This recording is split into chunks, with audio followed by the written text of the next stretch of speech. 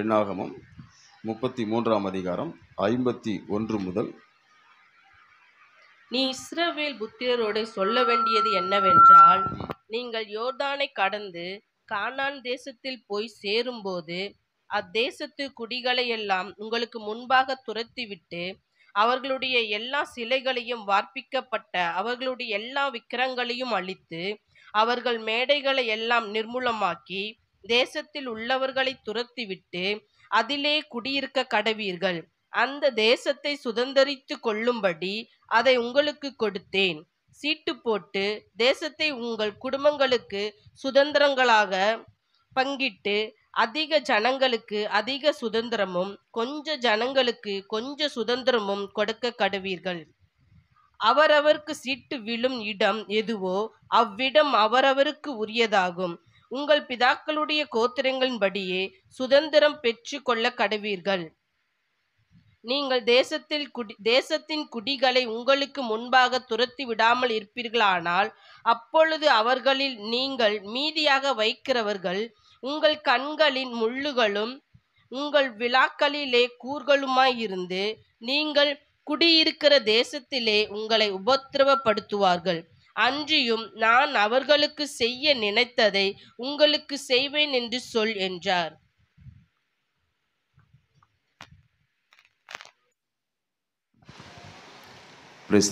பாருங்க, எண்ணாகமம் புஸ்தகத்தில் இப்படி வாசிக்கிறோம். இஸ்ரவேல் ஜனங்கள் கானான் தேசத்துக்கு போனோடனே என்ன பண்ணும்? அங்கே இருக்கிற 7 ஜாதிகளை துரத்தணும், அழிக்கணும். தேவன் பேசுகிறார், அவங்களை என்ன பண்ணிவிடுங்க, அந்த ஜாதிகளை நீங்கள் என்ன பண்ணுங்க, துரத்தி விட்டு, அப்படி தானே, இன்னும் தேசத்து குடிகளை எல்லாம் உங்களுக்கு முன்பாக துரத்தி விட்டு அவருடைய எல்லா சிலைகளையும் வார்ப்பிக்கப்பட்ட அவருடைய எல்லா விக்கிரகங்களையும் அழித்து அவங்கள துரத்திட்டு நீங்கள் என்ன பண்ணுங்க, அந்த விக்கிரகங்களெல்லாம் அழிச்சிட்டு அங்கே குடியிருங்க. அப்படி தான் தேவன் சொன்னார். அப்படி தானே? என்ன நல்லா கவனிச்சிங்க. இவங்க கானான் தேசத்தை எகிப்தில் இருக்கும்போது என்ன பண்ணார்? ஆண்டு ரிலீஸ் பண்ணி கொண்டு வந்து கானான் தேசத்தை உங்களுக்கு நான் தரேன், நான் பார்த்து வைத்த தேசம், பாலும் தேன் ஓடுற தேசம், மலை தாழ்ச்சி இல்லாத தேசம், மலைகளும் பள்ளத்தாக்கும் உள்ள தேசம், அப்படி தேவன் சொல்லி அவங்களை கூப்பிட்டு வருவார். வந்து என்ன பண்ணுவார்? நீங்கள் சுதந்திரிச்சிங்கன்னு சொல்லுவார். எப்படி சுதந்திரிக்கணும்? யுத்தம் பண்ணி ஜெயிக்கணும். அப்போது எப்படி சொல்கிறாரு பாருங்க தேவன், நீங்கள் அந்த தேசத்து குடிகளை துரத்திடுங்க, துரத்திட்டு என்ன பண்ணுங்க, அந்த விக்கிரகங்களை மேடைகளை அழிச்சிட்டு என்ன பண்ணுங்க, நீங்கள் குடியிருங்கன்னு சொல்லுவார். நம்மளுக்கு என்ன பண்ணாங்க அப்படின்னா, நீங்கள் யோசுவா 11:22 வாசிங்க. யோசுவா யுத்தம் பண்ணார், வாசிங்க. யோசுவா 11:22. யோசுவாவின் புஸ்தகம் 11ஆம் அதிகாரம் 22ஆம் வசனம். இஸ்ரவேல் புத்திரரின் தேசத்தில் ஏனாக்கியர் ஒருவரும் மீதியாக வைக்கப்படவில்லை. இல்லை, காசாவிலும் காத்திலும் அஸ்தோத்திலும் மாத்திரம் சிலர் மீதியாய் இருந்தார்கள். அப்போ யுத்தம் பண்ணி யோசுவா என்ன பண்றான்? ஏனாக்கியரை ஜெயிக்கிறான். ஆனா யாரை விட்டாச்சு? காத்திலும் காசாவிலும் அஸ்தோத்திலும் சிலர் மீதியாக இருந்தார்கள். தேவன் என்ன சொல்லியிருந்தாரு? யாரையுமே வைக்காதீங்கப்பான்னாரு. என்ன பண்ணியாச்சு? இப்போ கொஞ்சம் பேர் வச்சாச்சு. யோசுவா எல்லாரையும் துரத்திருந்தா நல்லா இருந்திருக்கும், நான் துரத்தலை. இப்போ பாருங்க, நியாயாதிபதிகள் புஸ்தகத்தில் நீங்கள் 2ஆம் அதிகாரம் வந்தீங்கன்னா அந்த அதிகாரம் முழுவதுமே இவங்க துரத்தலைங்கிறத குறித்து தேவன் பேசுவார். அந்த 2ஆம் அதிகாரம், நியாயாதிபதிகள் 2ஆம் அதிகாரம் வாங்க, 1 முதல் பாருங்க. கர்த்தருடைய தூதனானவர், வாசிங்க.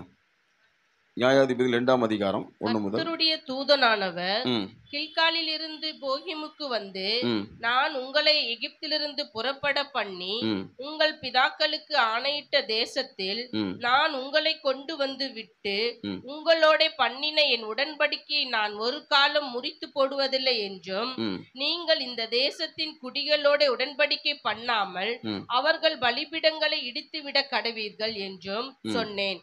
ஆனாலும் என் சொல்லை கேளாதே போனீர்கள். ஏன் இப்படி செய்தீர்கள்? ஆகையால் நான் அவர்களை உங்கள் முகத்திற்கு முன்பாக துரத்துவதில்லை என்றேன். அவர்கள் உங்களை நெருக்குவார்கள், அவர்களுடைய தேவர்கள் உங்களுக்கு கண்ணியாவார்கள் என்றார். போதும். கீழே லாஸ்ட் வாங்க, கடைசி 2 வசனம் வாசிங்க. நியாயாதிபதியில் 2ஆம் அதிகாரம் கடைசி 2 வசனம் வாசிங்க. அவர்கள் பிதாக்கள் கர்த்தரின் வழியை கவனித்தது போல அவர்கள் அதிலே நடக்கும்படிக்கு அதை கவனிப்பார்களோ இல்லையோ என்று அவர்களை கொண்டு இஸ்ரவேலை சோதிப்பதற்காக அப்படி செய்வேன் என்றார். அதற்காக கர்த்தர் அந்த ஜாதிகளை யோசுவாவின் கையில் ஒப்பு கொடாமலும் அவர்களை சீக்கிரமாய் துரத்தி விடாமலும் விட்டு வைத்தார். அப்ப யோசுவா துரத்துன மாதிரி இவங்க துரத்துறாங்களா அல்லது அந்த தேசத்து ஜனங்களோட ஒப்புரவாயிட்டு உடன்படிக்கை பண்ணி அவங்களோட ஒன்னா வாழ்றாங்களான்னு தேவன் சோதிக்கிறதுக்காக என்ன பண்ணாராம்? யோசுவா காலத்துல கொஞ்சம் பேர் வச்சுட்டாரு. தேவன் என்ன நினைச்சா என்ன பண்ணிருக்கலாம்? யோசுவா கையில எல்லாரையும் கொடுத்துருக்கலாம். அவன் 31 ராஜாக்களை ஜெயிச்சவன் யோசுவா. அவன் எல்லாரும் ஜெயிச்சிருவான். ஆனா அவன் கையில தேவன் சிலரை கொடுக்காம விட்டுட்டாரு. அப்போ பாருங்க யாரெல்லாம் விட்டுருந்தாருன்னு சொல்லி 3ஆம் அதிகாரத்துல இருக்கு. 3ஆம் அதிகாரத்துல பாத்தீங்கன்னா 2ஆம் வசனம் முதல் வாசிங்க.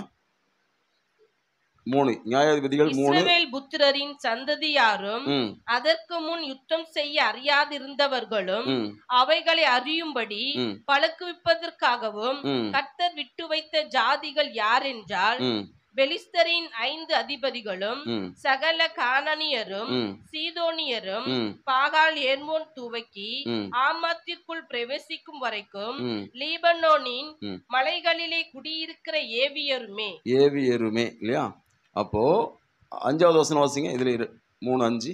இப்படி இஸ்ரவேல் புத்திரர் கானானியர், ஏத்தியர், எமோரியர், பெரிசியர், ஏவியர், எபூசியர் ஆகிய இவர்கள் நடுவே குடியிருந்து போதும்.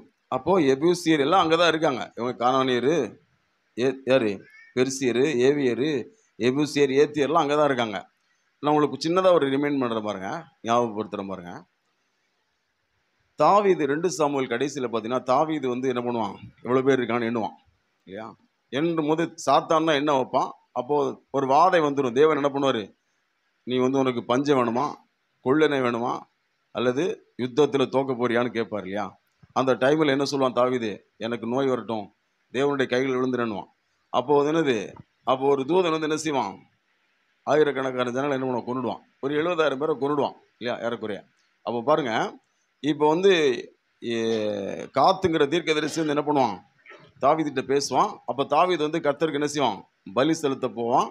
அப்போ எபூசியனாகிய அர்வானாவின் களத்தெல்லாம் தூது நிற்பான். அங்கதான், அதுதான் மோரியா மலை, அதுதான் தேவனுடைய ஆலயம் கட்ட வேண்டிய இடம். அப்போ தேவனுடைய ஆலயம் கட்ட வேண்டிய இடம் தாவீது ராஜா காலம் வரைக்கும் யார் கையில இருக்குது? எபூசியர் கையில இருக்குது. ஹல்லேலூயா. புரியுதா? ஆனா எப்பவே ஜெயிக்க வேண்டியது யோசுவா காலத்திலே ஜெயிக்க வேண்டியது. அப்போ இவங்க என்ன பண்ணல? ஜெயிக்கல. அப்போ என்ன பண்ண விட்டுட்டாங்க. இப்போ நான் எல்லாரையும் பற்றி பேச எனக்கு டைம் இல்லை. ஒவ்வொன்றுக்கும் ஒரு அர்த்தம் இருக்குது. 7 ஜாதிகளுக்கும் 7 காரணம் அர்த்தம் இருக்குது. நம்முடைய 7 சுபாவங்கள் தான் அந்த ஜாதிகள். ஒன்று 3 மட்டும் சொல்கிறேன். நம்ம யோசுவா விட்டார்ல, யோசுவா 11:22 காத்திலும் காசாவிலும் அஸ்தோத்திலும் சிலரை மீதியாக வைச்சிட்டான். யார்? யோசுவா. இதை பற்றி மட்டும் நான் உங்களுக்கு இப்போ பேச விரும்புகிறேன். எழுதின பிரசங்க நோட்டு வீட்டில் இருக்குது, இருந்தாலும் ஞாபகத்தில் வரதெல்லாம் நான் சொல்கிறேன். ஹல்லேலூயா. 3 காரியங்கள் தாங்க. முதல்ல 3 நம்ம பார்க்கலாம். 7 காரியங்கள் பேச எனக்கு டைம் இல்லை, 3 சொல்கிறேன். இப்போது காத் அப்படின்னா என்ன உங்களுக்கு ஞாபகம் வருது? காத்துன்னு என்னது? ஒரு பெலிஸ்தியர் தேசம். கோலியாத் ஞாபகம் வருதா இல்லையா? காத் புத்திரன் யார்? அவங்களாம் ஏனாக்கியர் இல்லையா? அவன் யார்? ரொம்ப அரக்கர்கள், ரொம்ப உயரமாக, ரொம்ப கனமாக, பயங்கரமாக இருப்பாங்க. அப்போது அந்த கோலியாத்து என்னது? ஜென்ம சுபாவம். சரிங்களா? என்ன சுபாவம்? ஜென்ம சுபாவம். தேவனை நிந்திக்கிறவன், தன் சுய பலத்தை நம்பி நிற்கிறவன் தான் கோலியாத்து. அப்போது இன்னைக்கு நமக்குள்ள இந்த ஜென்ம சுபாவம் அழிக்கப்படலை அப்படின்னு சொன்னால், என்னாகமம் 33:55 சொன்ன மாதிரி நம்முடைய வாழ்க்கையில் முள்ளுகளும் கூறுகளும் இருந்து நம்மை உபத்திரவப்படுத்தும். ஹல்லேலூயா. முட்களை போன்ற, கூறுகளை போன்ற நம்ம வேதனைப்படுத்துகிற சம்பவங்கள்லாம் நம்ம வாழ்க்கையில் நடக்க ஆரம்பிச்சிடும். எது? ஜென்ம சுபாவம் அழிக்கப்படலைனா. ரெண்டாவது நான் என்ன சொல்ல, ரெண்டாவது என்னன்னா காசா உங்களுக்கு ஞாபகம் வருதா? முதல்ல சொன்னது 1 சாமுவேல் 17ஆம் அதிகாரம். அங்கே தான் கோலியாத் வருவான். 1 சாமுவேல் 17 கோலியாத் வருவான். நியாயாதிபதியில் 16ஆம் அதிகாரம் 1 வாசித்தீங்கன்னா அங்கே என்ன தெரியுமா இருக்கும்? சிம்சோன் என்ன பண்ணான்? காசாவில் ஒரு வேசியை கண்டு அவரிடத்துக்கு போனான். வாசிக்கிறோம். அப்போ காசா அப்படிங்கிறது வேசித்தனத்தின் ஒரு இடம், வேசித்தனம் பண்ணுகிற இடம், வேசிகளின் பட்டணம் சொல்லுவாங்க. வேசிகளை பிறப்பிக்கிற பட்டணம் தான் காசா பட்டணம். அங்கே யார் போனான்? சிம்சோன் போனான். போய் என்னத்தை இழந்து போயிட்டான்? தன் பலனை இழந்து போயிட்டான். அல்லேலூயா. அஸ்தோத் அப்படின்னா அவளுக்கு என்ன ஞாபகம் வருது? அஸ்தோத் அப்படின்னா 1 சாமுவேல் 5ஆம் அதிகாரம் 1 வாசிங்க. பெலிஸ்தர் தேவனுடைய பெட்டியை பிடித்து அதை எபேனேசேரிலிருந்து அஸ்தோத்திற்கு கொண்டு போனார்கள். எபேனேசரிலிருந்து எடுத்துக்கொண்டு எங்க போறாங்க? அஸ்தோத்திற்கு கொண்டு போனார்கள். அஸ்தோத்தில் தான் தாகோன் அப்படிங்கிற ஒரு மீன் வடிவத்தில் உள்ள ஒரு கோயில் இருக்குது. அங்க போன விக்கிரகம் சரியா? தேவனுடைய பெட்டி வந்து பிடிபட்டது எங்க? அஸ்தோத்தில் இல்லையா? பிடிக்கப்பட்டு அஸ்தோத்துக்கு போயிடுச்சு. அப்போ தேவனுடைய பெட்டி பிடிக்கப்பட்ட உடனே ஏலியுடைய மருமகள் என்ன சொன்னான்? இக்கபோத், அவள் பிறந்த பிள்ளை இக்கபோத்துன்னு பேர் வச்சு. இக்கபோத்துனா மகிமை இஸ்ரவேல் விட்டு போயிடுச்சு. அப்போ இன்னைக்கு நம்மளை விட்டு, அதாவது முதல்ல என்ன சொன்னேன்? ஜென்ம சுபாவம் நமக்குள்ள இருக்கக்கூடாது. ரெண்டாவது என்ன இருக்கக்கூடாது? இச்சை இருக்கக்கூடாது. இச்சை இருந்தா வல்லமை போயிடும். மூணாவது என்ன விஷயம்? அஸ்தோத்னா நம்முடைய மகிமை இலக்க செய்கிற விக்கிரக ஆராதனை நமக்குள்ள இருக்கக்கூடாது. விக்கிரக ஆராதனை என்ன நினைக்கிறீங்க? இப்போ நம்ம என்ன விக்கிரக ஆராதனை பண்ணிடுவோம்? நம்ம கண்டிப்பாக விக்கிரக ஆராதனை பண்ண மாட்டோம். ஆனால் பைபிள் என்ன சொல்லுது? புதிய ஏற்பாட்டில் பொருளாசையாகிய விக்கிரக ஆராதனை. நமக்கு வந்து பணத்து மேலே ஆசை வந்துருச்சுன்னா நம்ம என்ன பண்ணிட்டு இருக்கோம்? விக்கிரக ஆராதனை பண்ணிட்டு இருக்கோம். நம்முடைய மகிமை போயிடும். ஓகேவா? இந்த 3 காரியத்தை குறித்து நம்ம பார்க்கலாம். ஹல்லேலூயா. இந்த வசனம் பாருங்க, தேவன் எவ்வளோ நல்லா சொன்னார் பாருங்க. நீங்கள் என்ன பண்ணிடாதீங்க, அவங்கள மீதியாக வச்சிடாதீங்க, துரத்திடுங்க. அவங்கள துரத்தலைன்னா அவங்களுக்கு எப்படிப்பட்டவங்களா இருப்பாங்க? உங்களுடைய கண்களில் முள்ளுகளும் உங்கள் விழாக்களிலே கூறுகளும் இருந்து உங்களை உபத்திரவப்படுத்துவார்கள். ஹல்லேலூயா. சொன்னார் 56 33 என்னாகும் 33 56 என்னமா சொன்னார் தேவன்? நீங்கள் இதை செய்யலைன்னா நான் அவங்களுக்கு என்ன செய்யணும்னு நினைச்சேனோ அதை உங்களுக்கு செய்வேனார். அவங்களுக்கு என்ன செய்யணும்னு நினைச்சார் தேவன்? சுருக்கமாக சொன்னால் அவங்களை அழிக்கணும்னு நினைச்சாரு. உங்களை அழிப்பேன் அப்படின்னு அர்த்தம். ஹல்லேலூயா. கொஞ்சம் யோசிங்களேன். எங்க யோசுவா புஸ்தகம் 11:22 சொல்லுது, காசாவிலும் அஸ்தோத்திலும் சிலரை மீதியாக வைத்தார், சிலர் மீதியாக இருந்தார்கள். இப்போ நம்முடைய வாழ்க்கையில ரட்சிக்கப்பட்டு 10 வருஷமா இருக்கலாம், 15 வருஷமா இருக்கலாம், எத்தனை வருஷமா இருந்தாலும் பரவாயில்ல. ரட்சிக்கப்பட்ட நமக்குள்ள என்னது? ஜென்ம சுபாவமோ அல்லது இச்சையோ அல்லது விக்கிரக ஆராதனையோ நமக்குள்ள இருந்துச்சுன்னா நம்ம இப்போ என்ன பண்ணிடணும்? அதை துரத்திடணும். நம்மளை விட்டு போயிடணும். நம்மளை விட்டு போகலைன்னு சொன்னால் என்ன நடக்கும் தெரியுமா? நமக்கு வந்து நமக்குள்ள இருக்கிற அந்த விக்கிரக ஆராதனையும் நமக்குள்ள இருக்கிற அந்த இச்சையும் நமக்குள்ள இருக்கிற ஜென்ம சுபாவம் என்ன பண்ணும்? நம்மை உபத்திரவப்படுத்தும். ஹல்லேலூயா. கொஞ்சம் நீங்க விசாலமா யோசிச்சு பாருங்களேன். நமக்கு உபத்திரவம்ன்றது என்ன சொல்லுங்க? உபத்திரவம்ன்றது நம்முடைய சுபாவம் தான். நம்புறீங்களா? ஹல்லேலூயா. நம்மகிட்ட சில வீக்னஸ் இருக்கும். அது எது வேணா இருக்கலாம், அதை யாருக்கும் நம்ம சொல்ல மாட்டோம். அப்படிதானே? நம்மளை பற்றி அதை நம்ம வெளியில் காட்டிக்க மாட்டோம். நம்மக்கிட்ட ஒரு என்ன இருக்கலாம்? ஏதோ ஒரு விதத்தில் ஒரு வீக்னஸ் இருக்கும். அது ஜென்ம சுபாவத்திலிருந்து வந்தது. ஹல்லேலூயா. ஏதோ ஒரு இச்சை இருக்கும் நமக்குள்ள, அது நாமளே தேடி போனது. சிம்சோன் மாதிரி. ஹல்லேலூயா. புரியுதா நான் சொல்லுது? ஏதோ ஒரு விக்கிரக ஆராதனை இருக்கும், நாம இழந்து போனது. ஹல்லேலூயா. இப்போ நாம் இன்னைக்கு என்ன பண்ணணும் அப்படின்னா, இதை லேசாக விட்டுறக்கூடாது. சின்னதானே, ஒரு சின்ன ஒரு விஷயம் தானே அப்படின்னு நம்ம விட்டுட்டா என்ன ஆகிடும்? யோசுவா சிலரே தான் மீதியாக வச்சான். உங்களுக்கு தெரியுமா? யோசுவா மட்டும் காத்துல இருக்கிற எல்லாரும் அழிச்சிருந்தோம்னா கோலியாத்துன்னு ஒருத்தன் வந்திருக்கே மாட்டான். ஹல்லேலூயா. அவங்க இருந்திருக்கே மாட்டாங்க. கோலியாத்து நம்மகிட்ட சண்டைக்கு வந்திருக்கே மாட்டான். யோசுவா விட போய் தான் வந்தான். ஹல்லேலூயா. யோசுவா மட்டும் காசாவை துரத்திருந்தான்னு வச்சுங்களேன், காசாவை அழிச்சிருந்தா சிம்சோனுக்கு அந்த வேலையை இருந்திருக்காது. ஹல்லேலூயா. உண்மையிலே சொல்கிறேன். அஸ்தோத்தை வந்து அவன் பாழாக்கி இருந்தான்னு வச்சுங்களேன், அஸ்தோத்து இவங்க நம்மளை பெட்டியெல்லாம் பிடிச்சிட்டு போயிருக்க மாட்டாங்க. அவங்க யோசுவா வந்து என்ன பண்ணாரு? விட்டார். தேவனே விட வச்சார். அதான் உண்மை இல்லையா? யோசுவா பண்ணியிருக்கலாம், ஆனால் தேவன் என்ன பண்ணாரு? அதுக்கு புற வர்றவங்க அதை செய்யட்டும், அவங்க வந்து என் சொல்லுக்கு கீழ்ப்படிய மாட்டாங்களா அப்படிங்கிறத என்ன பண்ணார் தேவன்? சோதிப்பதற்காக. அது மட்டும் கிடையாது, அவங்கள பழக்குவிப்பதற்காக அப்படி செஞ்சாராம். ஹல்லேலூயா. நாம வந்து பாவத்தை ஜெயிச்சு பழகணும். தேவன் விரும்புறாரு. இப்போ நம்ம வந்து ஏசப்பா நம்முடைய பாவங்களை மன்னிச்சாரா? மன்னித்தார். நம்முடைய பாவங்களை மன்னிச்சார். அப்புறம் ஏன் நம்ம கிட்ட சில பாவம் இருக்குது?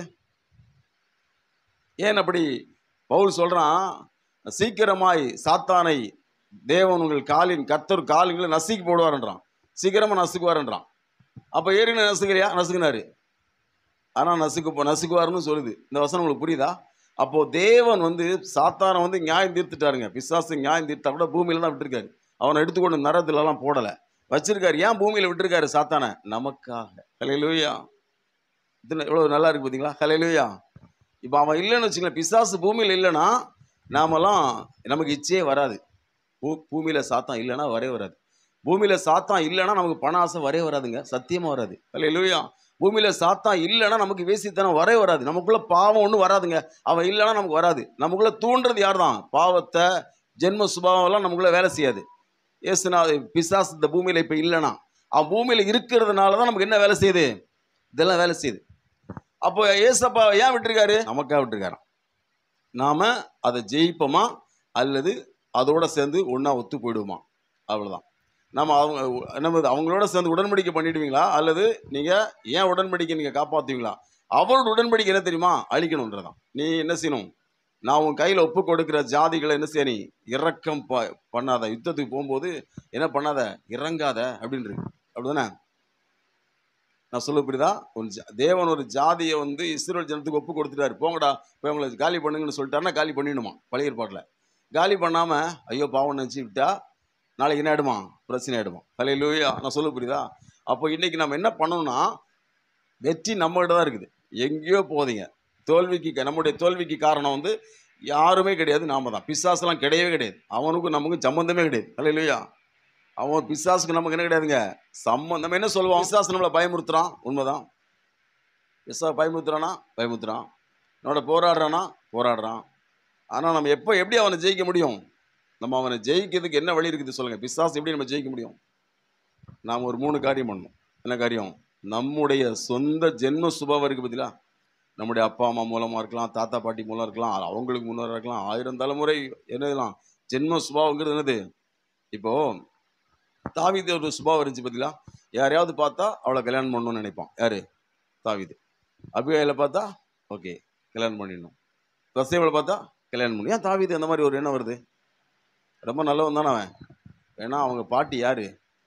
ராகாப்பு. ஹல்லேலூயா. என்ன வம்சத்தில் வந்தவன் அவன்? ராகாப் வம்சத்தில் வந்தவன். அதான் சாலமோன் 1000 கல்யாணம் பண்ணான். ஜென்ம சுபாவங்கிறது என்னது? நமக்கே தெரியாது. நமக்குள்ள அது கிரியை செஞ்சுனே இருக்கும். நம்மளால வந்ததில்லை, நம்முடைய முன்னோர்களால் வந்தது. ஹல்லேலூயா. சொல்ல புரியுதா? அமலேக்கி ஏனாக்கியர்லாம் இருக்காங்கல்ல, யார் அவங்க? என்ன வம்சத்தில் வந்தவங்க? ஆபிரகாம், யாக்கோபு, ஈசாக்கு, அது ஒரு வம்சம். இன்னொரு வம்சம் என்னது? இஸ்மவேல், ஏசா, அது தனி வம்சம் இருக்கு. அப்போ பைபிளில் நீங்க பாத்தீங்கன்னா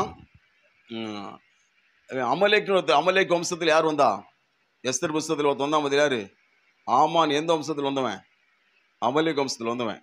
அமலேக்க வந்து வானத்தின் கீழ் இல்லாம சங்கரிக்கணும்னு வசனம் இருக்கு. அவன் விட்டது யாரு சங்கரிக்காம? சவுல் ராஜா. சவுலு காலி பண்ணியிருந்தான்னு வைங்களேன், எஸ்தர் புஸ்தகத்துல மொர்தெக்காய்க்கு தொல்லை வந்திருக்காது. ஹல்லேலூயா. அப்போ இதெல்லாம் பைபிள்ல இருக்குது. ஒருத்தர் விட்டுட்டாங்கன்னா அவன் சந்ததி பாதிக்கப்பட்டது பைபிள்ல பாக்குறோம். ஸோ இன்னைக்கு நாம அழிக்கலாம், நம்முடைய பிள்ளைகள் கண்டிப்பா பாதிக்கப்படுவாங்க. ஹல்லேலூயா. சொல்ல புரியுதா? ஏன் நாமளே பாதிக்கப்படுவோம்? நம்முடைய ஜென்ம சுபாவம், இது என்னுடைய சுபாவங்க, என் ஜாதியில் எப்படி பண்ணுவாங்க, என் குடும்பத்தில் பண்ணுவாங்க, நம்ம என்ன செஞ்சிடக்கூடாது? எந்த ஒரு சாக்கு போக்கும் சொல்லாமல் என்ன பண்ணிடணும்? ஜென்ம சுபாவத்தை துரத்திடணும், காலி பண்ணிடணும். ஜென்ம சுபாவத்தை நம்ம காலி பண்ணலைன்னு சொன்னா நமக்கு வந்து பைபிள் சொல்லுவாங்க, கோலியாத் எளிமை வந்து நின்ன உடனே கோலியாத்தை பார்த்த உடனே என்ன பண்ணாங்களாம்? 1 சாமுவேல் 17ஆம் அதிகாரம் வாங்களேன், 1 முதல் வாசிங்க. பெலிஸ்தர் யுத்தம் பண்ணுகிறதற்கு தங்கள் சேனைகளை சேர்த்து யூதாவில் உள்ள சோக்கோவிலே ஒருமித்து கூடி சோக்கோவுக்கு அசேக்காவுக்கும் நடுவே இருக்கிற எபெஸ்தம்மிலே பாளையம் இறங்கினார்கள். சவுலும் இஸ்ரவேல் மனுஷரும் ஒருமித்து கூடி ஏலா பள்ளத்தாக்கிலே பாளையம் இறங்கி பெலிஸ்தருக்கு எதிராக யுத்தத்திற்கு அணிவகுத்து நின்றார்கள். பெலிஸ்தர் அந்த பக்கத்திலே ஒரு மலையின் மேலும் இஸ்ரவேல் இந்த பக்கத்தில் ஒரு மலையின் மேலும் நின்றார்கள். அவர்களுக்கு நடுவே பள்ளத்தாக்கு இருந்தது. அப்பொழுது காத் ஊரானாகிய கோலியாத் என்னும் பேருள்ள ஒரு வீரன் பெலிஸ்தரின் பாளையத்திலிருந்து புறப்பட்டு வந்து நடுவே நிற்பான். அவன் உயரம் 6 முழமும் 1 ஜானுமாம். அவன் தன் தலையின் மேல் வெண்கல சீராவை போட்டு ஒரு போர் கவசம் தரித்து கொண்டிருப்பான். அந்த கவசத்தின் நிறை 5000 சேக்கலான வெண்கலமாயிருக்கும். அவன் தன் கால்களிலே வெண்கல கவசத்தையும் தன் தோள்களின் மேல் வெண்கல கேடகத்தையும் தரித்திருப்பான்.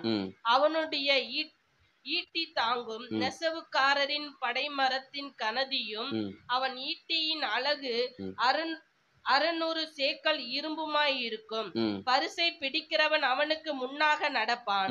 அவன் வந்து நின்று இஸ்ரவேல் சேனைகளை பார்த்து சத்தமிட்டு, நீங்கள் யுத்தத்திற்கு அணிவகுத்து நிற்கிறது என்ன? அவன் முதல்ல பேசுற பேச்ச பதிலா, நீங்க எல்லாம் எதுக்கு வந்து நிக்கிறீங்கன்றான். அதானே, நீங்க யுத்தத்துக்கு அணிவகுத்து நிற்கிறது என்ன?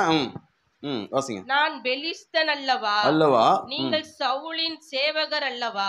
உங்களில் ஒருவனை தெரிந்து கொள்ளுங்கள், அவன் என்னிடத்தில் வரட்டும். அவன் என்னோட யுத்தம் பண்ணவும் என்னை கொல்லவும் சாமர்த்தனானால் நாங்கள் உங்களுக்கு வேலைக்காரராய் இருப்போம். நான் அவனை ஜெயித்து அவனை கொள்வேனானால் நீங்கள் எங்களுக்கு வேலைக்காரராய் இருந்து எங்களை சேவிக்க வேண்டும் என்று சொல்லி, பின்னும் அந்த பெலிஸ்தன், நான் இன்றைய தினம் இஸ்ரவேலுடைய சேனைகளை நிந்தித்தேன். நாம் ஒருவரோடு ஒருவர் யுத்தம் பண்ண ஒருவனை விடுங்கள் என்று சொல்லி கொண்டு வருவான். சவுலும் இஸ்ரவேல் அனைவரும் அந்த பெலிஸ்தருடைய வார்த்தைகளை கேட்டு கலங்கி மிகவும் பயப்பட்டார்கள். பெலிஸ்தர் வந்து எப்படி பேசுற பாருங்க, வெள்ளி விழிக்கிறான் பாத்தீங்களா? எப்படி வாரியா, நீ என்ன ஒருத்தனை அனுப்பு. அப்போ இவனை பார்த்து எல்லாரும் என்ன செய்யறாங்க? பயப்படுறாங்க. அப்ப ஜென்ம சுபாவங்கிறது எப்படிப்பட்ட சுபாவம்?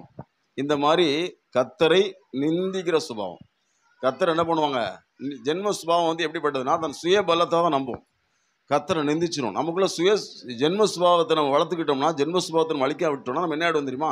நம்ம கர்த்தரை நம்ப மாட்டோம். நம்ம சுய பலத்தையே நம்ம நம்ப ஆரம்பிச்சிடும். நம்மளே நம்ம நம்புவோம், கர்த்தரை நம்ப மாட்டோம். நம்மளை அறியாமலே கர்த்தருக்கு எதிராக போய் நின்றுடுவோம். நம்ம சொல்லுவது புரியுதா? அப்போ இந்த கோலியாத்து வந்து எப்படி நிற்கிறான் பாருங்க. கர்த்தருடைய சேனைகளை நிந்திக்கிறான், கர்த்தருடைய நாமத்தை தூஷிக்கிறான். இப்பதான் யார் வாரா? தாவீது வாரார். தாவீதுக்கு ஏறக்குறைய 15 வயசு 16 வயசு தான் இருக்கும் அந்த டைமில். இந்த டைமில் வந்து தாவீது ஏஜ் வந்து ஒரு 15லேருந்து 16க்குள்ளே ஏறக்குறைய அவ்வளோதான் வயசு. அவன் இளைஞனாக இருக்கிறான்னு பைபிள் சொல்லுது. அவன் என்ன பண்ணுறான்? அவன் வந்து இவங்கெல்லாம் பார்த்து பயந்த மாதிரி அவன் பயப்படல. அவன் வந்து இவனை மனுஷனாவே பார்க்கல. ஹல்லேலூயா. தாவீது யாராவே பார்க்கல, இவனை மனுஷனாவே பார்க்கல. ஹல்லேலூயா. ஒரு மிருகமாக தான் பார்க்கான். ஒரு சிங்கம் மாதிரி, கரடி மாதிரி, இது ஒரு மிருகம் வந்து நிற்குது, அப்படிதான் பார்த்தான். அப்போ தாவீதை பாருங்க, அவன் எதை ஜெயிக்கிறான்? ஜென்ம சுபாவத்தை ஜெயிக்கிறான். ஹல்லேலூயா. அதனால தான் தேவன் அவனை சமஸ்த இஸ்ரவேலுக்கும் ராஜாவாக்கினார். ஹல்லேலூயா. எருசலேம் வந்து எபூசியர் கையில் இருந்துச்சு. அது யார் மீட்டா? தாவீதான் மீட்டான். தெரியுமா? ஹல்லேலூயா. அது பேரு தாவீது நகரம்னு வச்சுட்டான். ஏன் எபூசியர் களம் கூட அர்னோவின் களம் யார்கிட்ட இருந்துச்சு? அர்னோவான்றவன் இருந்துச்சா இல்லையா? அந்த களம் வந்து ஈசாக்க பலி செலுத்தின இடம். அதை கூட யார் தான் மீட்டா? தாவீதான் மீட்டான். ஹல்லேலூயா. அப்ப தாவீது வந்து இப்படி ஜென்ம சுபாவங்களை ஜெயிக்கிறவனா இருந்ததுனால தான் தேவன் அவனை உயர்த்தினார். ஹல்லேலூயா. அப்ப யாரு வந்து இன்னைக்கு தன்னுடைய ஜென்ம சுபாவத்தை, நம்ம யாரையோ திருத்தவனாங்க, நம்மளுடைய ஜென்ம சுபாவம் இருக்கா இல்லையா? நான் சொல்லுவது புரியுதா? நமக்கு ஒரு கேரக்டர் இருக்கா இல்லையா? நம்முடைய மாம்ச பிரகாரமான ஒரு கேரக்டர். இப்படிதான் பண்ணுவேன், அப்படிதான் பண்ணுவேன், இந்த மாதிரி கால் கழுவிட்டு தான் வீட்டுக்குள்ள போவேன், இந்த மாதிரிலாம் சில ஜென்ம சுபாவம் நமக்கு இருக்கா இல்லையா? ஒருத்தர் சுபாவம் இருக்கும். அப்ப ஜென்ம சுபாவங்கிறது நல்லதானா? நல்லது கிடையாது. ஹல்லேலூயா. அதுக்காக கால் கழுவாம போக சொல்லணும்னு இல்லை, அதுக்கு அடிக்ட் ஆகிடும் நம்ம இல்லையா? நம்ம இதை செய்யலைன்னா நமக்கு ஒரு மாதிரி ஆகிடும், இந்த மாதிரி பண்ணால் தான் நான் என்னால், இல்லைன்னா எனக்கு ஒரு மாதிரி ஆகிடும்னு நம்ம ஒவ்வொருத்தருக்கும் ஒரு ஜென்ம சுபாவம் இருக்கும். அந்த ஜென்ம சுபாவம் வந்து எப்படின்னா மோசமானது. ஹல்லேலூயா. ஜென்ம சுபாவம் வந்து எது? கோலியாத்தை போன்றது. ஜென்ம சுபாவம் வந்து பெலிஸ்தனை போன்றது. அவன் சுயபலத்தை நம்பக்கூடியது. தேவனை என்ன செய்யாதுங்க? அது நம்பாது. அவன் முகத்தை கண்டு எல்லாம் என்ன பண்ணாங்களாம்? வாசிங்க 1 சாமுவேல் 17ஆம் அதிகாரத்தில் 21 வாசிங்க, 24 வாசிங்க. இஸ்ரவேலர் எல்லாரும் அந்த மனுஷனை காணும்போது மிகவும் பயப்பட்டு அவன் முகத்துக்கு விலகி ஓடி போவார்கள். அந்த அளவுக்கு அவன் இருந்தான் இல்லையா? அப்போ நம்ம வந்து இப்போ ஜென்ம சுபாவமா இருந்தால் நம்மளை கண்டு எல்லாரும் விலகி ஓடிடுவாங்க. நம்ம எல்லாரும் விலகி ஓடிடுவாங்க. ஏன் நம்ம ரெண்டு விலகி ஓடுறாங்க? கோலியாத்தை பார்த்து எல்லாரும் விலகி ஓடினாங்களா? ஓடலையா? ஏன் விலகி ஓடினாங்க? அவன் ஒரு ஜென்ம சுபாவம் உள்ளவன். ஹல்லேலூயா. ஸோ எல்லாரும் இன்னைக்கு நம்மளை வந்து எல்லாரும் தேடி ஓடி வரணுமா, நம்மளை கண்டாலே விலை ஓடணுமா? நான் சொல்றது புரியுதா புரியலையா? நம்மளை கண்டு தாவீதை கண்டெல்லாம் என்ன பண்ணாங்க? அவங்களிடத்தில் சேர்ந்தார்கள் வாசிக்கிறோம். தாவீது கிட்ட நாளுக்கு நாள் ஆட்கள் வந்து சேர்ந்தாங்களாம். அப்படிதான் ராஜாவானான்னு வசனம் சொல்லுது இல்லையா? அப்புறம் அரண்மனைக்கு வந்தா எல்லாரும் அவன் மேல பட்சமா இருந்தாங்க, எல்லாரும் அவன் நேசிச்சாங்க. தாவீதுல ஓடி வராங்க எல்லாரும், அப்படிதானே? கடன்பட்டவங்க, நொடுக்கப்பட்டவங்க, பலவீனமானவங்க யார்கிட்ட வராங்க? தாவீதுகிட்ட வராங்க. ஏன்? சவுல் குடும்பமே அவன்கிட்ட வந்துருச்சு. ஹல்லேலூயா. அப்படிதானே? ஏன் தாவீதை தேடி வராங்க? கோலியாத்தை கண்டு ஓடுறாங்க. தாவீது வந்து ஜென்ம சுபாவத்தை ஜெயிக்கிறவன், கோலியாத்து ஜென்ம சுபாவத்தை வளர்க்குறவன். அப்போ நீங்கள் நம்ம ஜென்ம சுபாவத்தை வளர்த்தோன்னு வச்சிங்களேன், நமக்கு என்ன தெரியுமா? நமக்கு கண்களில் முள்ளுகளும் விழாக்களில் கூறுகளுமா இருந்து நமக்கு உபத்திரவத்தை தான் தரும். நம்முடைய சொந்த சுபாவத்தை சொல்கிறேன். ஹல்லேலூயா. அப்போ இன்னைக்கு நம்ம உடனடி என்ன பண்ணி ஆகணும்? இந்த ஜென்ம சுபாவத்தை நம்ம அழிச்சிடணும். ஹல்லேலூயா. நம்மளை விட்டு துரத்திடணும். எனக்கு இந்த ஜென்ம சுபாவமே வேணாம். நமக்குன்னு நம்ம குடும்பத்துக்கு ஒரு சுபாவம் இருக்கா இல்லையா? சில குடும்பத்தில் பார்த்தீங்கன்னா எப்போ பார்த்தாலும் பொய்யா சொல்லுவாங்க, தெரியுமா? சில குடும்பத்துக்கு சுபாவம் என்ன இருக்கு? எப்போ பாரு பொய்யே பேசுவாங்க. சில குடும்பத்தில் உள்ளவங்க பார்த்தீங்கன்னா பெருமையாக பேசுவாங்க. பார்த்துருக்கமா இல்லையா? நம்ம ஒன்றும் விதிவிலக்கு இல்லை, நமக்கு ஒரு பேர் நமக்கு தெரியாது, வேற ஒருத்தர் கேட்ட சொல்லுவாங்க. ஹல்லேலூயா. சில குடும்பத்தில் வேசித்தனம் பண்ணுவாங்க, அதுதானே? நமக்கு தெரியும் எல்லா குடும்பத்தையும், நம்மளை பற்றி நமக்கு தெரியாது. நம்மளை பற்றி யாருக்கு தெரியும்? வேற குடும்பத்தில் கேட்டால் கண்டிப்பாக சொல்லுவாங்க, நம்ம குடும்பம் எப்படிப்பட்ட குடும்பம் சொல்லுவாங்க. ஆனால் நம்ம மனசு அது ஏற்காது. ஆனால் உண்மை அதுதான். ஹல்லேலூயா. அப்போ எல்லாருக்கும் என்ன இருக்கும் சொல்லுங்க? ஒரு ஜென்ம சுபாவம் இருக்கும். ஆனால் நாம என்ன சொல்லணும்? நம்மளை பார்த்து ஒருத்தர் சொல்லணும், இந்த குடும்பத்தில் பிறந்த மாதிரியே இல்லை, இவன் இந்த ஊரில் பிறந்த மாதிரி இல்லைன்னு சொல்லணும். அப்படி நம்ம மாற முடியுமா இல்லையா? ஹல்லேலூயா. அப்படி மாறும்போது தாங்க நம்ம என்ன செய்ய முடியும்? நம்ம தேசத்தை சுதந்திரிக்க முடியும். ஹல்லேலூயா. தேவன் என்ன சொன்னார்? கானான் தேசத்தை சுதந்திரிக்க நீங்கள் என்ன பண்ணணும்? நீங்கள் பாலும் தேன் ஓடுற தேசத்தில் நீ குடியிருக்கணும்னா மலைத்தாட்சியான தேவன், மலைத்தாட்சியில் தண்ணி பற்றாக்குறை இல்லாமல் மலையும் பள்ளத்தாக்கும் உள்ள நல்ல தேசம் அது. அது தன்னால் பயிர் விளையுமா? அந்த மாதிரி என்னது சூப்பர் தேசம். அப்போ வந்து இந்த மாதிரி ஒரு பெரிய ஆசீர்வாதத்தை அடைய நம்ம என்ன பண்ணணும்? அப்படி தேவன் நமக்கு தர நம்ம என்ன பண்ணணும்னா நம்ம ஜென்ம சுபாவத்தை ஜெயிக்கணும். ஹல்லேலூயா. கோலியாத்தை ஜெயிக்கணும். அப்போ வந்து எப்படி ஜெயிச்சான கோலியாத்தை? யுத்தம் தாவீது எப்படி ஜெயிச்சான்? நீ நிந்திக்கிற தேவனுடைய நாமத்தில் வருகிறேன், அப்படிதான் போனான் இல்லையா? தாவீது கையில் ஆயுதம் இல்லாத இருந்துன்னு வாசிக்கிறோம். கோலியாத்து கையில் என்ன இருந்துச்சு? ஆயுதம் இருந்துச்சு. ஆனால் அது கோலியாத்தை இவர் எப்படி ஜெயிச்சாரு? நம்மாளு தேவனுடைய நாமத்தில் ஜெயிச்சார். ஸோ நாம கர்த்தருடைய வார்த்தையினால் என்ன செய்யணும்? ஜென்ம சுபாவத்தை நம்ம ஜெயிக்கணும். நம்ம ஜென்ம சுபாவத்து பக்கத்தில் எதை வைக்கணும்? வசனத்தை வைக்கணும். இந்த மாதிரி வசனம் சொல்லுது, இந்த சுபாவம் ஒன்றை சொல்லுவானா வசனம் என்ன சொல்லுது? அவள் கர்த்தருடைய வார்த்தை இப்படி சொல்லுது, நான் அப்படி தான் இருப்பேன் அப்படின்னு சொல்லி நம்ம விட்டு அதை துரத்தும் போது தாங்க சுதந்திரிக்க முடியும். ஹல்லேலூயா. ரெண்டாவது பாருங்க, ரெண்டாவது என்னது? காசா இல்லையா? ரெண்டாவது என்ன சொல்லுங்க? காசா. நியாயாதிபதியில் 16ஆம் அதிகாரம் 1 வாசிங்க, 1 முதல். நியாயாதிபதியில் 16ஆம் அதிகாரம் 1 முதல்.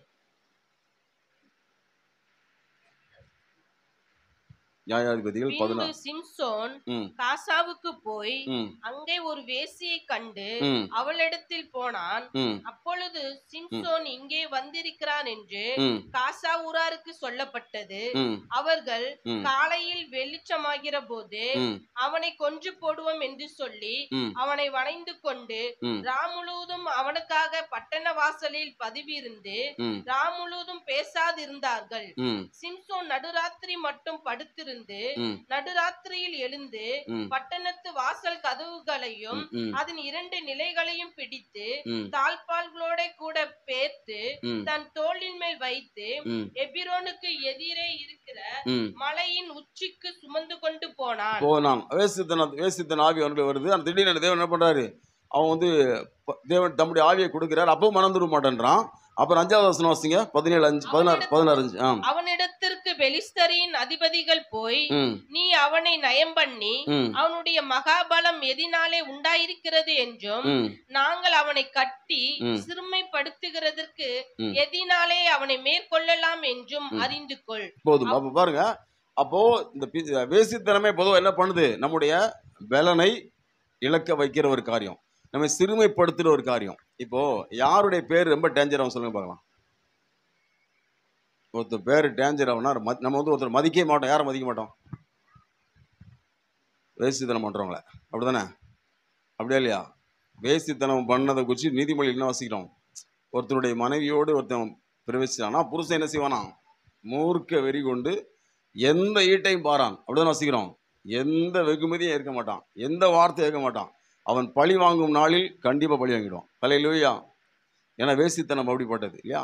அப்போ வேசித்தனம் அப்படிங்கிறது என்னது? ஒரு மனுஷனை வந்து சிறுமைப்படுத்துறது. ஒருத்தர் வந்து வேசித்தனம் பண்ணிட்டாங்க அப்படின்னு நமக்கு தெரிஞ்சால் நம்ம அவங்களை எப்படி, எந்த லெவலில் வைப்போம் சொல்ல? எந்த லெவலில் வைப்போம்?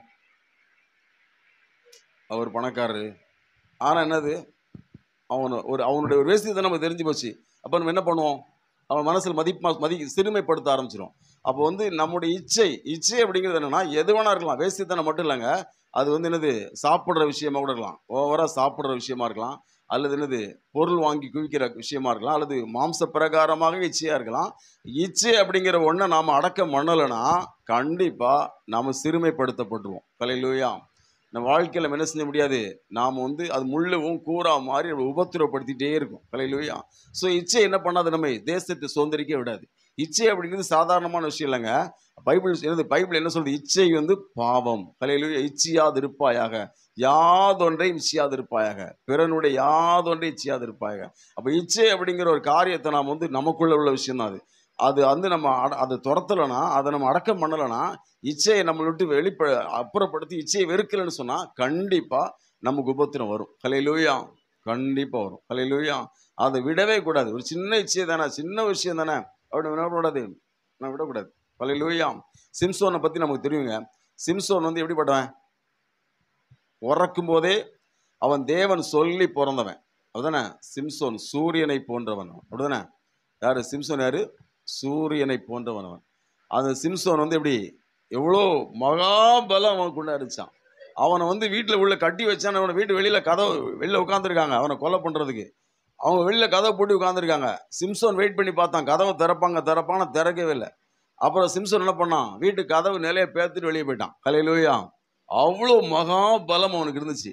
அவன் வந்து கயிறு வச்சு என்ன பண்ணாங்க, பயங்கரமாக பச்சை நார் கயிறு வச்சு கட்டினாங்க, பச்சை கயிறை கட்டினாங்க. கட்டினதுக்கப்புறம் என்னாச்சு, சிம்சோன் எப்படி என்னது, உறங்கி எந்திக்கும் போது நெருப்பு பட்ட என்னது நூல் மாதிரி என்ன செய்யலாம் அந்து போச்சான். அவ்வளோ பலம். அப்போ தேவன் வந்து நமக்கு ஒரு மகா பலனை வச்சிருக்காரு நமக்குள்ள. நம்புறீங்களா? ஹல்லேலூயா. நம்ம பலன் எப்போ போகணும், இச்சை வந்தால் போயிடும். ஹல்லேலூயா. நான் சொல்ல கேட்டுங்க, நமக்குள்ள இச்சை அப்படிங்கிற ஒரு ஆவிக்கு நம்ம இடம் கொடுக்காம இருந்தா நம்ம மகாபரிய பலசாலியா இருக்கலாம். ஹல்லேலூயா. இந்த யோசேப்பு எடுத்துட்டீங்கன்னா, யோசேப்பு எங்க இருந்தான்? எகிப்துல. அவன் நேசிக்கிறதுக்கு யார் இருந்தா? யாருமே இல்லை. இப்போதான் ஒருத்தர் என்ன செய்யறா, நல்லா பேசுறா. நம்மளாம் தான் என்ன பண்ணியிருப்போம்? கொஞ்சம் ப்ராக்டிக்கலாக யோசித்து பாருங்க. யாருமே நமக்கு இல்லைங்க, ஒருத்தர் தான் நம்ம நல்லா பேசுறாங்க. நம்ம என்ன பண்ணியிருப்போம்? யோசேப்பு பற்றி என்ன பண்ணலாமே, என்ன பண்ணல.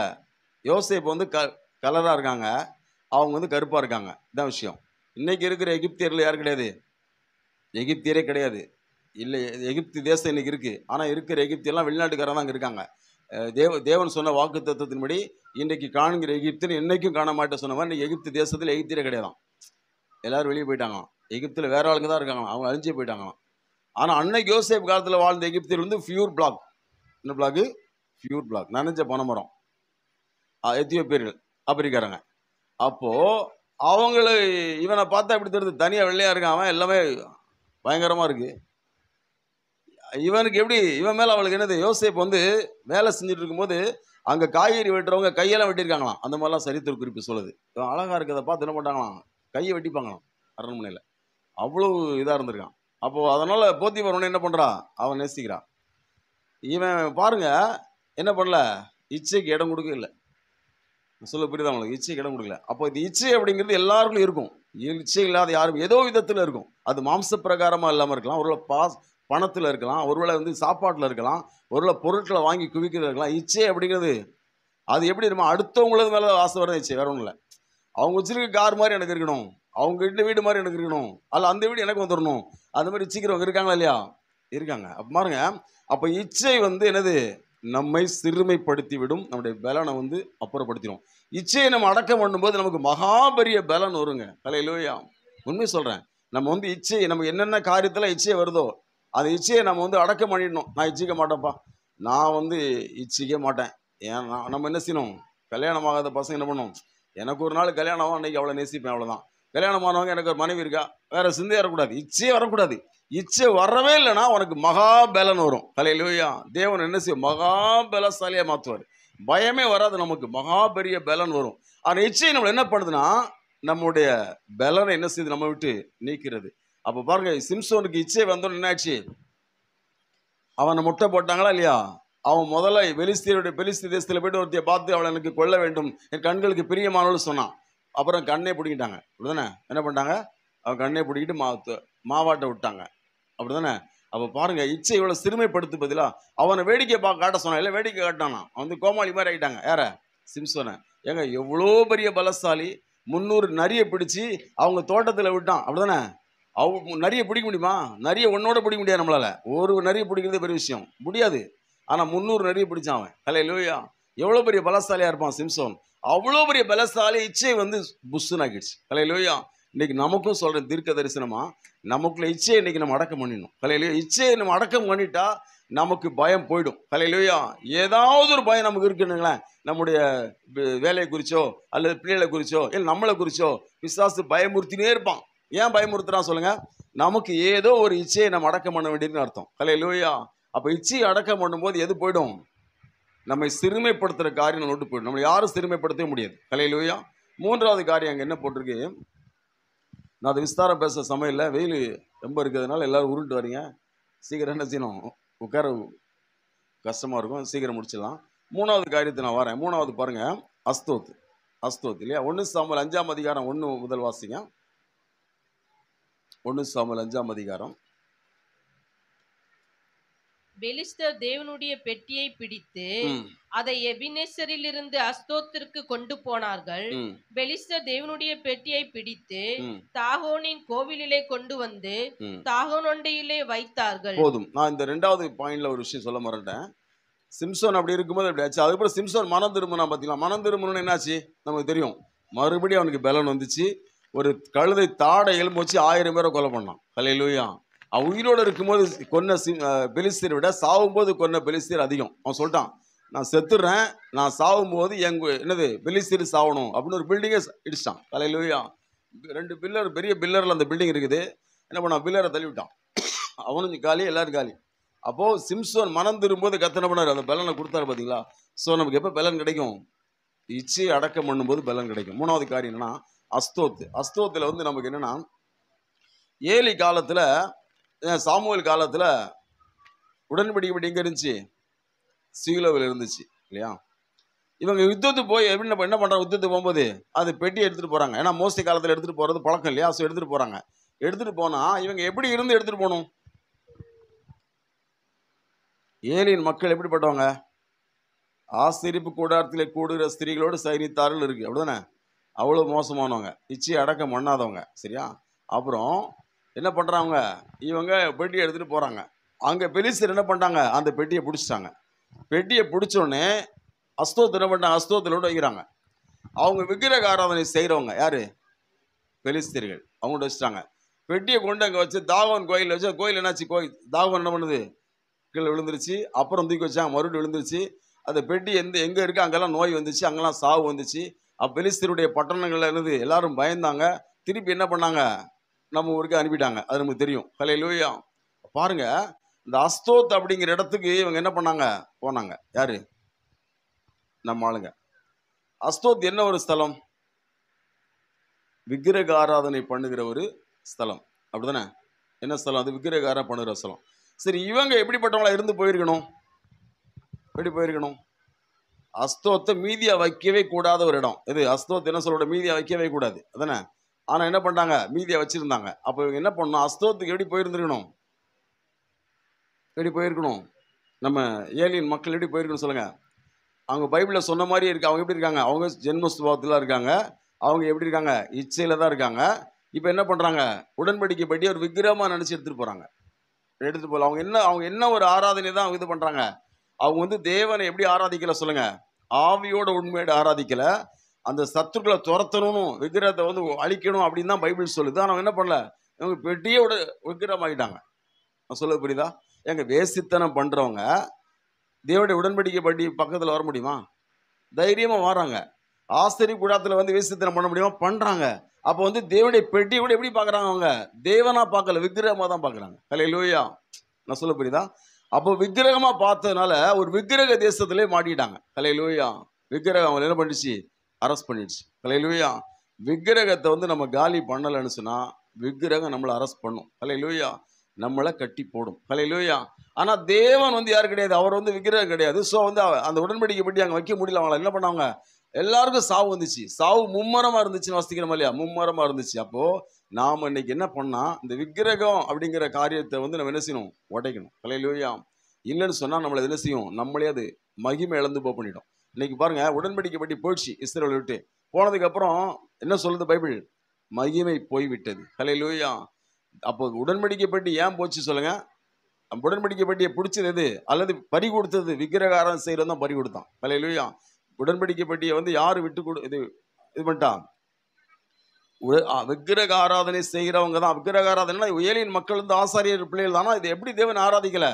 தேவன் வந்து என்ன செய்யல? வார்த்தையின்படி ஆராதிக்கல, ஒரு விக்கிரகமா தான் ஆராதிக்கிறாங்க. ஸோ அவங்க என்ன ஆயிட்டாங்க? விக்கிரகமா ஆராதிச்சதுனால விக்கிரக தேசம் அவங்களை என்ன பண்ணிடுச்சு? மகிமை இழக்க பண்ணிடுச்சு. விக்கிரகம் எப்பவுமே என்ன செய்யும்? மகிமை இழக்க பண்ணும். இன்னொரு விஷயம் கவனிக்கலாம். அன்னைக்கு வந்து அந்த அஸ்தோத்தம் இல்லைன்னு வச்சுங்களேன், அஸ்தோத்துக்கு தேசத்தை வந்து இவர் அழிச்சிருந்தாருங்க, யோசுவா வந்து அழிச்சிருந்தாருன்னா அவங்க பிடிச்சிருக்கவே மாட்டாங்க. ஏன்னா அவங்க இருக்கவே மாட்டாங்க, பக்கத்துல தான் அஸ்தோத்து இருக்குது. அவன் வந்து யோசுவா விட்டு வச்சதுனால இவங்களும் துரத்தாம போனால ஒரு நாள் என்ன வந்துச்சு? யுத்தத்துக்கு போகும்போது அந்த விக்கிரகம் என்ன பண்ணுது பாருங்க, இவங்களை பிடிக்குது. ஹல்லேலூயா. இவங்களை பிடிக்குதுன்றதை விட என்ன பண்ணிடுச்சுன்னா மகிமையை வந்து இழக்க வச்சு. இஸ்ரவேல் விட்டு தேவனே போயிட்டாருங்க, மகிமே போயிடுச்சு. தேவன் விலகிட்டார், அதான் அர்த்தம் அதுக்கு. ஹல்லேலூயா. வெட்டி வெட்டி தேவன் என்ன பண்ணிட்டார்? அவங்க விட்டு விலகிட்டார், மகிமை அவங்கள்ட்ட போயிடுச்சு. அப்ப தேவன் வந்து நம்மளை விட்டு விலகிறதுக்கு நம்ம என்ன பண்ணணும்? விக்கிரக ஆராதனை பண்ணணும். ஹல்லேலூயா. விக்கிரக ஆராதனை என்னது சொல்லுங்க? தேவனை வந்து ஆவியோடு உண்மையோடு தொழுது கொள்ளாம, வார்த்தையின்படி தொழுது கொள்ளாம, வார்த்தையா நினைக்காம ஒரு விக்கிரகமா நினைச்சோன்னு வச்சுங்களேன், அதான் விக்கிரக ஆராதனை.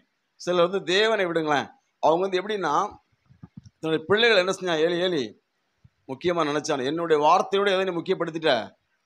தேவன் ஏலிக்கு சொன்னார். என்ன சொன்ன ஏலிக்கு? உன் பிள்ளைகளை நீ பெரிதா எண்ணுவானேன் அப்படின்னாரு. அப்ப ஏலிக்கு வந்து விக்கிரகம் எது சொல்லுங்க? அவனுடைய பிள்ளைகள் தான். சரியா? அங்க ஒரு விக்கிரக ஆராதனை தான் நடக்குது. எங்க? சீலோவில். தேவனை அவங்க ஆராதிச்ச மாதிரி தெரியல.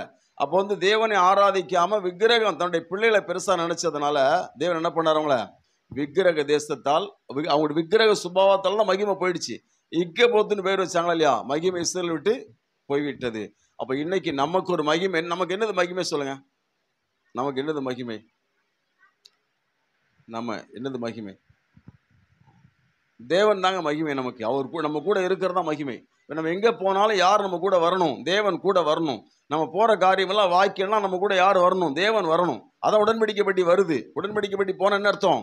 தேவன் கூட போறாருன்னு அர்த்தம், வேற ஒன்றும் கிடையாது. அப்போ நம்ம எங்க போனாலும் நம்ம கூட வார்த்தை வருது. உடன்படிக்கை வீட்டில் வார்த்தை இருக்குது. அப்போ வார்த்தை நமக்குள்ள இருக்குது, நம்ம கூட வர்றதுனால நம்ம சக்சஸ் ஆகிறோம். ஆனா நம்ம விக்கிரக ஆராதனை செய்துட்டு வசனத்தை எடுத்துட்டு போனோம்னா வசனம் பேருக்கு தான் கூட இருக்குமே ஒழிய அது நமக்கு வேலை செய்யாது, அது யுத்தம் பண்ணாது. ஹல்லேலூயா. ஸோ இன்னைக்கு நம்ம என்ன பண்ணோம்? அஸ்தோத்தை காலி பண்ணணும். ஹல்லேலூயா. அப்படின்னா நமக்குள்ள இருக்கிற விக்கிரக ஆராதனை சுபாவத்தை நம்ம என்ன செய்யணும்? நம்ம வந்து ஏதோ விதத்துல விக்கிரக ஆராதனை பண்றோம். ஏதோ விதத்துல அது பிள்ளைகளை, நம்முடைய பிள்ளைகளை பெருசா நினைக்கிறோமா, அல்லது தன்னுடைய வேலையை பெருசா நினைக்கிறோமா, அல்லது நமக்குன்னு ஒரு இமேஜ் வச்சிருக்கிறோமா, அல்லது வந்து பணத்தை பெருசா நினைக்கிறோமா, ஏதாவது ஒரு தேவனோட பெருசா எதை நினைக்கிறோமோ அந்த ஒரு சுபாவத்தை நம்ம என்ன பண்ணுங்க? நம்மளை விட்டு விலக்கிடணும். அப்படி விளக்கும் போதுதான் நம்மோட என்ன இருக்கும்? தேவனுடைய மகிமை இருக்கும். ஹல்லேலூயா. இஸ்ரவேலுக்கு எப்போ மகிமை திரும்பி வந்துச்சு தெரியுமா? எப்போ வந்துச்சு? தாவீது ராஜாவான போது. ஹல்லேலூயா. உடன்படிக்கை பற்றி திருப்பி கொண்டு வந்தான் பார்த்தீங்களா? ஹல்லேலூயா, கொண்டு வந்துட்டான். அப்போ பாருங்க, அப்போ கூட தாவீது ஒரு இடத்துல அடி வாங்குவான். என்ன அடி வாங்குவான்? அதை முறைமையின்படி செய்யணும், அதை விக்கிரமா செய்யாத, அதை முறைமையா செய்யணும். அப்போ இது மாதிரி நம்ம என்ன செய்யும்? இந்த நாட்கள்ல நம்ம சின்னதா கூட விக்கிரக சுபாவம் நமக்குள்ள வரக்கூடாது. தெய்வ விக்கிரகம் என்ன தெரியுமாங்க? ஒரு பேருக்கு என்னது? தேவனை வந்து ஒரு கடமைக்கு ஆராதிக்கிறது விக்கிரக ஆராதனை. ஆனா தேவனாவே நினைக்கிறதா என்னது? மெய்யான ஒரு வார்த்தையின்படியான ஆராதனை. ஹல்லேலூயா. அல்லது நமக்குள்ள விக்கிரக சுபாவம் இருக்கு, அதான் முக்கியம். விக்கிரக சுபாவத்தை வச்சுக்கிட்டு தேவனை ஆராதிச்சோம்னா ஒரு பிரயோஜனம். விக்கிரக சுபாவம் நமக்குள்ள இருக்கக்கூடாது. ஹல்லேலூயா. 3 காரியம் தான். 1, ஜென்ம சுபாவம் நமக்குள்ள இருக்கக்கூடாது. இன்னொன்று, இச்சை நமக்குள்ள இருக்கக்கூடாது. 3வது, விக்கிரக ஆராதனை நமக்குள்ள இருக்கக்கூடாது, நம்முடைய இருதயத்தில் இருக்கக்கூடாது. அதை விட்டு நம்ம என்ன செய்யணும்? இருதயத்தில் விக்கிரகத்தை நாட்டி இருக்கிறாள். எசேக்கியேல் வாசிக்கிற பதிலா நமக்குள்ள என்ன இருதயத்தில் என்ன நாட்டப்பட்டிருக்கூடாது? ஒரு விக்கிரகம் நாட்டப்பட்டிருக்கூடாது. நம்ம என்ன நினைப்போம் தெரியுமா? பொதுவா நம்மகிட்ட இவ்வளவு பணம் இருந்தா நம்ம என்ன செய்யலாம்? நம்ம சேஃப்டியா இருக்கலாம். இவ்வளவு பணம் இருந்தா பிள்ளைகளை நல்லா வச்சுக்கலாம். இவ்வளவு பணம் இருந்தா ஏங்க இதுதான் நம்ம எல்லாருடைய சிந்தனை, அதுதான் இல்லையா? நம்ம எல்லாருடைய சிந்தனை என்ன சொல்லுங்க, என்ன சொல்ல, எல்லாருடைய சிந்தனை என்னது? எனக்கு இது இருந்தா எல்லாம் பண்ணிடலாம். ஏலி வந்து தேவன் விட்டுட்டாங்க. நீ என்னை பார்க்கும் பிள்ளைகளை மதிப்பானே அப்படி கேட்டார் பத்திலா. நீ வந்து ஏன் உன் பிள்ளைகளை கண்டிக்கல, ஏன் என் பிள்ளை உன்னை பிள்ளைகளை பெருசா நினைக்கிற, என்ன பெருசா நினைக்கலன்னார்ல. அப்போ பாருங்க, அப்போ இன்னைக்கு நம்ம என்ன பண்ணணும்? தேவன் எனக்கு இருக்காரு, என்ன செய்ய நடத்துவாரு. ஹல்லேலூயா. அப்போ நமக்குள்ள வந்து என்ன செய்யணுங்க, இந்த மாதிரி தேவனை தன் பலனாக எண்ணணும். பைபிள் சொல்லுது 52ஆம் சங்கீதம், தேவனை தன் பலனாக எண்ணாமல் தன் செல்வ பெருக்கில் பலத்து கொண்ட மனுஷன் இவன் தான் பாதாளத்துல சொல்லுவாங்களாம். ஹல்லேலூயா. நரகத்துல சொல்லுவாங்களாம். அவன் தான் நரகத்துல இருப்பானா. யாரு? தன் செல்வ பெருக்கத்தை நம்பி அதை தான் பலனை நினைச்சவங்க தான் என்னது, செல்வத்தை விக்கிரமா நினைச்சவங்க என்னது, அவங்க பாதாளத்துல இருந்தாங்களாம். ஹல்லேலூயா. அப்ப பாருங்க, தேவன் வந்து இவ்வளவு அழகா சொன்னாரு, நீங்க அவங்கள துரத்திருங்க, அழிச்சிருங்க, அதை விட்டு வைக்காதீங்க. விட்டு வச்சிங்கன்னா உங்களுக்கு கண்களில் முள்ளுகளும் விழாக்களில் கூறுகளுமா இருந்து உங்களை உபத்திரவப்படுத்துவார்கள். ஹல்லேலூயா. அப்படின்னு சொன்னா அந்த சுபாவத்தை சொல்றாருங்க. இன்னைக்கு நம்ம ஆவிக்குரிய பிற நம்முடைய சுபாவம், நமக்குள்ள இருக்கிற அந்த 3 சுபாவங்கள், நமக்குள்ள இருக்கிற ஜென்ம சுபாவம், இது நம்ம ஜென்ம சுபாவம் விடக்கூடாது, அழிச்சிடணும். இச்சையே இருக்கக்கூடாது. நீங்க அதை பிராக்டிஸ் பண்ணி பாருங்களேன். இச்சையை நம்ம என்ன செய்யக்கூடாது? ஒரு ஸ்திரியை இச்சையோடு பார்க்கிற எவன் உபச்சாரம் செய்ய, ஒரு ஸ்திரியை பார்த்தது உபச்சாரம் கிடையாது, இச்சையோடு பார்த்ததான் உபச்சாரம். அங்க வந்து பாவம் வந்து பார்வை கிடையாது, என்னது, இச்சை தான். அப்ப இச்சை வந்து என்னது, அவனை ஒரு வேசித்தனக்காரனா மாத்திருது. வேசித்தனம் பண்றவன தேவன் ஆசீர்வதிப்பாரா? ஆசீர்வதிக்க மாட்டார். ஹல்லேலூயா. அப்போ இன்னைக்கு நம்ம என்ன பண்ண போறோம்? இந்த 6வது நாளையோ தீர்மானம், ஆண்டவரே எனக்குள்ள இருக்கிற இந்த பெலிஸ்திய சுபாவங்களை என்ன செய்ய போறேன்? நான் அடக்கம் பண்ண போறேன். எனக்குள்ள இருக்கிற இந்த சுபாவங்களை நான் இன்னைக்கு என்ன செய்ய போறேன்? அடக்கம் பண்ண போறேன். எனக்கு இந்த ஜென்ம சுபாவம் வேண்டாம், இந்த இச்சை எனக்கு வேண்டாம், இந்த விக்கிரக ஆராதனை எனக்கு வேண்டாம். அதாவது விக்கிரக மகிமை இழக்க செய்யற காரியம் எனக்கு வேண்டாம். அப்போ இந்த மகிமை இழக்க செய்யற காரியத்தெல்லாம் ஏலியன் மக்கள் செய்ய போய் தான் என்ன ஆயிடுச்சு, அன்னைக்கு மகிமை இஸ்ரேல் விட்டு போயிடுச்சு. அப்ப நம்மள விட்டு மகிமை போயிடுச்சுன்னு நம்ம என்ன செய்ய முடியாது, ஒண்ணுமே பண்ண முடியாது. உதாரணத்துக்கு சவுல் ராஜா பத்திலா, அவன் ராஜா தான், அவங்ககிட்ட இருந்தது இராணுவம் தான், அப்படித்தானே, எல்லாமே இருந்துச்சு. ஆனா பைபிள் என்ன சொல்லுது, கர்த்தர் சவுலுக்கு ஊரிமிலாவது தும்மிமிலாவது தீர்க்க தரிசனத்திலாவது சொப்பனத்திலாவது எவ்விதத்திலும் பேசவில்லையா. ஹல்லேலூயா. தேவன் விலகிட்டாரு, எல்லாமே இருந்துச்சு. அதனால என்ன ஆச்சு, கடைசி ஒரு நாள் அவன் செத்து போனான்னு வாசிக்கிறோம். அதானே, அவன் வந்து தற்கொலை பண்ணி சாகுற அளவுக்கு போயிட்டான். யாரு? சவுல். அப்ப மகிமை நம்மளோட போக கூடாது. நம்மளோட எது போனாலும் திரும்ப வருங்க. பணம் போச்சா கண்டிப்பா வரும். ஹல்லேலூயா. கண்டிப்பா வரும். ஹல்லேலூயா. இப்போ யோபு என்ன பண்ணாங்க, எல்லாம் இழந்து போயிட்டான், ஆனா திரும்ப வந்துச்சா வரலையா? வந்துச்சு. ஹல்லேலூயா. நீதிமான் 7 தடவை விழுந்தாலும் திரும்ப எழுந்திருப்பான். ஹல்லேலூயா. அதனால நம்மள பிசாசு வந்து நம்மளை வந்து நல்ல வசதியா வாழ்ந்த நம்மளை ஏழ்மையாக்கல் நினைச்சா அது நடக்காது. ஹல்லேலூயா. நல்ல பலமா வாழ்ந்த நம்மளை ஒடுக்கிடலாம்னு நினைச்சா நடக்காது. ஹல்லேலூயா. நாம பலன் இழந்தாலும் திரும்ப பலன் அடைவோம். ஹல்லேலூயா. தரித்திரம் அடைந்தாலும் ஐஸ்வர்யம் அடைவோம். ஹல்லேலூயா. அதுல யாரும் ஒண்ணும் பண்ண முடியாது. ஆனா எது முக்கியம், போன ஐஸ்வர்யம் வந்துடும், போன பலன் வந்துடும், போன ஒரு மரியாதை கூட திரும்பி வந்துடும், கௌரவம் வந்துடும். ஆனா எதை நம்ம இழந்துடக்கூடாது சொல்லுங்க, மகிமை இழந்துடக்கூடாது. ஹல்லேலூயா. மகிமை. பிசாசு எதுக்கு நம்மளை எவ்வளவு பண்றான் தெரியுமா? எப்படியாவது விட்டுட்டு ஓடிரு, என்னது ஓடிரு, வராத சபைக்கு, வராத நீ வந்து சர்ச்சுக்கு, வராத நீ பைபிளை படிக்காத, ஜெபம் பண்ணாத, ஓடு. அதுதான் இவ்வளவு வேலை பண்றது. நம்மளை ஏன் பிசாசு இது பண்றா சொல்லுங்க? நம்மளை வச்சே நம்மளை காலி பண்றான் தெரியுமா? நம்மளை வச்சே நம்மளை காலி பண்றான். நம்ம கிட்ட இருக்கிற சுபாவத்தை வச்சே பிசாசு என்ன பண்றான்? எவ்வளவு கேடி பத்தில அவன் யோசித்து பாருங்களேன். பிசாசு எவ்வளவு தந்திரசாலி. அதான் பவுல் அழகா சொல்றாரு, அவன் தந்திரங்கள் நமக்கு தெரியாது அல்லவே. பிசாசு தந்திரம் என்னது நமக்கு தெரியாது, ரொம்ப தந்திரசாலி பிசாசு. சோ பிசாசு வந்து எப்படி ஒரு மனுஷன் இது பண்றான்? நாம என்ன நினைப்போம் தெரியுமா? அவங்களால இப்படி ஆனேன், இவங்களால இப்படி ஆயிட்டேன், என் பொண்டாட்டியால இப்படி ஆயிட்டேன், புருஷனால ஆயிட்டேன், பாஸ்டால இப்படி ஆயிட்டேன், யாரையும் நம்ம சொல்லிட்டு இருப்போம். ஆனா உண்மையில யார் தான் காரணம்? நம்ம தான் காரணம். ஹல்லேலூயா. நம்ம ஒவ்வொருத்தரும் என்ன செஞ்சுட்டு இருக்கோம்? நம்முடைய சுபாவத்தை நம்ம பெருசா நினைக்கலங்க, அதுக்கு ஒரு வேற பேர் வச்சிருப்போம் நம்ம. அப்படிதானே? இது என் ஸ்டைலு, இது என் கேரக்டரு, ஏதோ ஒன்று சொல்லிட்டு இருப்போம் நம்ம. அது பிசாசு நம்ம கொடுத்த ஒரு பாஷை. அப்படிதானே? நம்ம என்ன சொல்லிட்டு இருப்போம்? இது எங்க ஸ்டைலுங்க, இது என்னுடைய லைஃப் ஸ்டைலு, இது என் கேரக்டரு, இது என்னுடைய, அப்படி சொல்லிட்டு இருப்போம். ஆனா அதெல்லாம் எனக்கு கிடையாது. அது என்னது, இந்த சாக்கு போகே நம்ம சப்ப கட்டு கட்டக்கூடாது. அப்படிதானே? சப்ப கட்டு கட்டாம என்ன செய்யணும்? உள்ளதை உள்ளதென்றும் அல்லதை அல்லதென்றும். ஹல்லேலூயா. இதற்கு மிஞ்சினது தீமைன்னு இருக்கு இல்லையா பிசாசு. அப்போ இன்னைக்கு நம்ம என்ன செய்யணும்? எனக்கு தெரியாதுங்க, இப்போ உங்களுக்குள்ள இருக்கிற விக்கிரகம் எனக்கு தெரியாது, உங்களுக்குள்ள இருக்க இச்சை எனக்கு தெரியாது, உங்களுக்குள்ள இருக்கிற ஜென்மஸ்வம் எனக்கு தெரியாது, உண்மையிலே தெரியாது. என்னை பத்தி உங்களுக்கு தெரியாது. ஆனா நம்ம எல்லாரையும் பத்தி யாருக்கு தெரியும்? தேவனுக்கு நல்லா தெரியும். ஹல்லேலூயா. தேவன் யாரையும் அவமானப்படுத்துறவரும் கிடையாது. என்னை பத்தி உங்களை வெளிப்படுத்த மாட்டாரு, உங்களை பத்தி எனக்கு வெளிப்படுத்த மாட்டாரு. அதாவது அந்தரங்கத்தை. ஹல்லேலூயா. ஏன்னா தேவன் வந்து எப்படிப்பட்ட தேவன்? அவர் நல்ல தேவன். ஹல்லேலூயா. ஸோ ஆனால் நம்ம என்ன ஒவ்வொருத்தரும் என்ன பண்ணிக்கணும்? இன்னைக்கு நாமளே ஒரு தீர்மானம் பண்ணிக்கணும். ஆண்டவரே எனக்கு என்ன செய்ய போறோம்? இன்னைக்கு ஜென்மஸ்துபாவத்தை அடக்கம் பண்ண போறோம், இச்சையை அடக்கம் பண்ண போறோம், என் மகிமை விக்கிரக ஆராதனை அடக்கம் பண்ண போறோம் சொல்லி ஒப்பு கொடுத்து கதறி ஸ்தோத்திரம் பண்ணி முழங்கால் படிக்கலாமா? எல்லாரும் முழங்கால் படிட்டு பிரிய என் கூட வா. நாம் என்ன செய்ய போறோம்? உலகத்தை மாற்றப் போகிறோம். இருதயத்தில் சுத்தமுள்ளவர்கள் பாக்கியவான்கள், அவர்கள் தேவனை தரிசிப்பார்கள். கடவுளிடம் ஜெபியுங்கள். தேவனுக்கு நீங்கள் முதல் இடம் கொடுங்கள், உங்களுக்கு எல்லாவற்றையும் தருவார். என்னை விசுவாசிக்கிறவன் நீ உயிர் பிழைப்பாய். ஒரு கல் மற்றொரு கல்லின் மேல் ஈராதபடிக்கு எல்லாம் இடிக்கப்படும்.